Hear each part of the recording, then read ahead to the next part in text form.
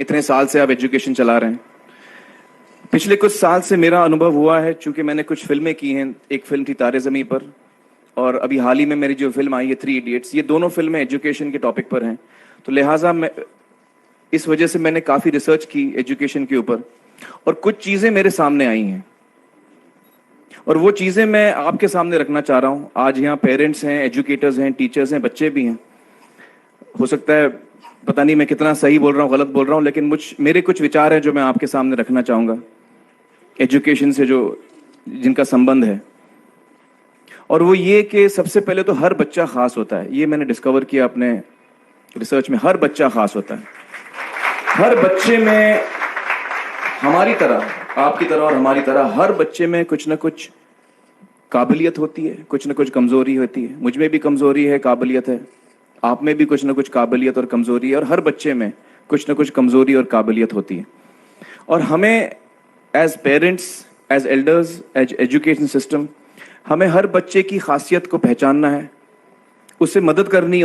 उसकी क्या खासियत है, उसका क्या दिल चाहता है, उसे किस चीज में खुशी मिलती है, वो हमें उसको हेल्प करना है कि हम उसको वो ढूंढ सके, और उसमें हमें सपोर्ट करना है। और जो उसकी कमजोरी है उसमें हमें उसको सपोर्ट करना है। मुझे अक्सर एजुकेशन इंस्टीट्यूट्स मुझे बोलते हैं कि हम हमारे स्कूल में सारे बच्चे पास होते हैं, हमारे स्कूल में सारे बच्चे फर्स्ट आते हैं, या हम जो बोर्ड एग्जाम है उसमें हमारे सारे बच्चे पास होते हैं। मुझे एक सवाल पूछना है कि हमारे कितने बच्चे खुश हैं। सबसे बड़ा सवाल मेरा ये है, how many of our children are happy. और वो जो हैप्पीनेस कोशेंट है ना, वो मेरे लिए सबसे अहम है।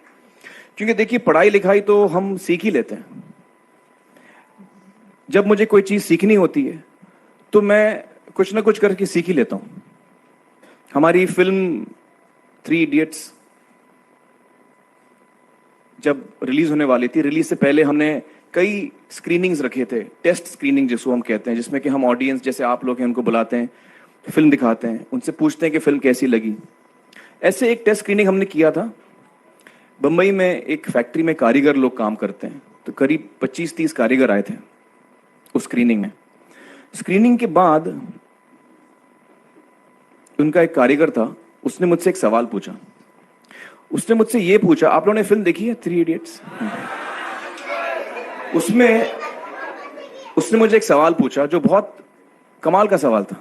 उसने मुझे ये सवाल पूछा कि सर, पिक्चर के अंत में हमें पता लगता है कि आप तो रणछोड़ दास थे ही नहीं, रैंचो तो थे ही नहीं आप, तो सर्टिफिकेट तो आपको मिला नहीं, वो तो जावेद जाफरी को मिल गया।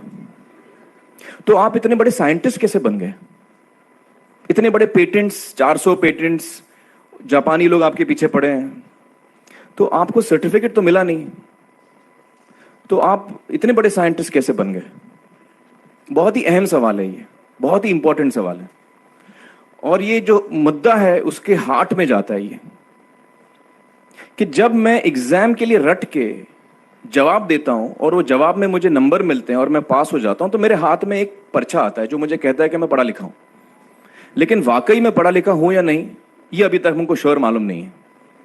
लेकिन जब आप नॉलेज चाहते हैं कि आपको मिले, विद्या मिले आपको, तो फिर वो कागज का मायने कुछ होता नहीं है। तो मैंने उसको जवाब में 2 सवाल पूछे। मैंने बोला उसको कि भैया, आपको क्या लगता है मैं अच्छा एक्टर हूं? उसने बोला हाँ, देश भर में आप सब लोग मानते हैं आपको, आप अच्छे एक्टर हैं। मैंने उससे कहा कि भैया, मेरे पास कोई सर्टिफिकेट नहीं है जो कहता है कि मैं अच्छा एक्टर हूं। मेरे पास कोई कागज नहीं है जो मुझे बोलता है कि मैं अच्छा एक्टर हूं। मैंने फिर उससे एक सवाल पूछा कि मैंने सुना आप बहुत अच्छे कटर हैं, आपके जो बॉस मुझे बताते हैं कि आप उनके मेन कटर हैं और आपकी बड़ी इज्जत करते हैं वो। आपके पास कोई पर्चा है, सर्टिफिकेट है जो मुझे बताता है कि आप कटर हो? उसने बोला नहीं सर। तो मैंने बोला आपका जवाब आपको इधर ही मिल गया। Education is beyond marks, education is beyond grades, education is what you learn. और मेरी इच्छा है कि हिंदुस्तान में हम एजुकेशन को इस नजरिए से देखें कि हम अपने बच्चों को वाकई शिक्षा दें, और शिक्षा हम खुशी से दें। क्योंकि शिक्षा में सिर्फ ज्ञान नहीं होता, शिक्षा में एक और चीज मिली हुई होती है, वो ये है कि हम अपने बच्चों को डेवलप करते हैं एज ह्यूमन बींग्स। आगे चल के वो जिंदगी में अच्छे इंसान बने, आगे चल के वो अपने पैरों पे खड़े रह सकें, आगे चल के वो इज्जत की जिंदगी जी सकें, आगे चल के वो दूसरों के बारे में ध्यान रखें, आगे चल के वो किसी के चेहरे पे मुस्कुराहट ला सकें, आगे चल के वो किसी की मदद कर सकें। This is what we should develop of our children. ये मेरी फीलिंग है। मैं जहां भी देखता हूं, ये मेरे साथ भी हुआ है जब मैं छोटा था।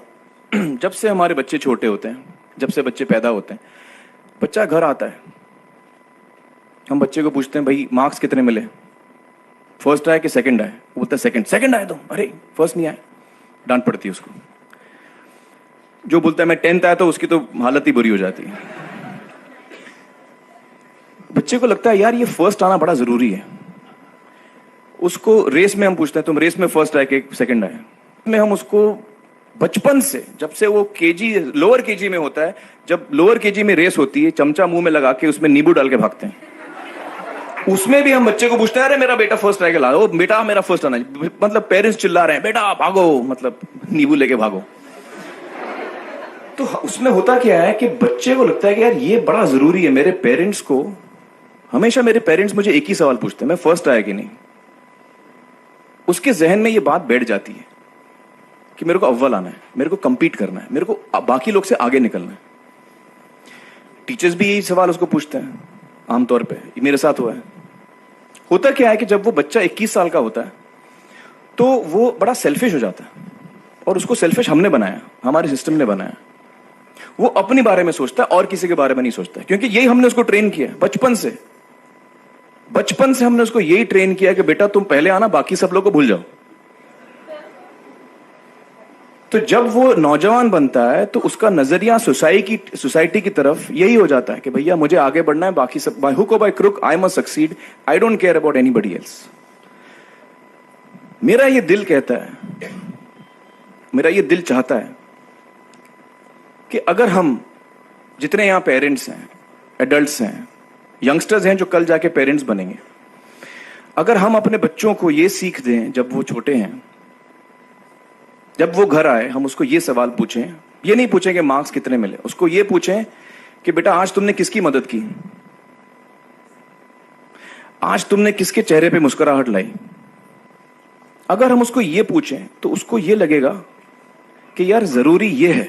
मेरे पेरेंट्स मुझे हमेशा ये पूछते हैं, मार्क्स का तो कभी पूछते नहीं, वो मुझसे ये पूछते हैं कि भैया तुमने किसको हेल्प किया आज। तो हेल्प करना लोगों को, लोगों के बारे में सोचना, लोगों के चेहरे पे मुस्कुराहट लाना, ये मेरे पेरेंट्स के लिए बड़ा इंपॉर्टेंट है। साइकोलॉजिकली वो इस चीज के साथ बड़ा होगा। स्कूल वही जाएगा, पढ़ाई लिखाई वही करेगा, वो उसका नजरिया थोड़ा बदल जाएगा। जब वो बच्चा नौजवान बनेगा, 21 साल का होगा, और सारे बच्चे उस उम्र के जब 21 साल के होंगे, हमारी सोसाइटी चेंज हो जाएगी।